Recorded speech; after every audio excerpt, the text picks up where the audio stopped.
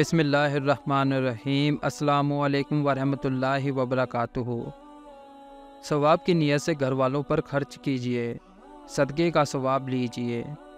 رسول اللہ صلی اللہ علیہ وآلہ وسلم نے ارشاد فرمایا، جب آدمی اپنے گھر والوں پر ثواب کی نیت سے خرچ کرتا ہے تو اس خرچ کرنے سے اس کو صدقے کا ثواب ملتا ہے۔ صحیح بخاری حدیث نمبر 55۔ آپ دوستوں سے گزارش ہے کہ اس حدیث کو زیادہ سے زیادہ شیئر کریں تاکہ یہ پیغام دوسرے لوگوں تک بھی پہنچ جائے۔ اللہ پاک ہم سب کو اپنے حفظ و ایمان میں رکھے۔ اللہ حافظ۔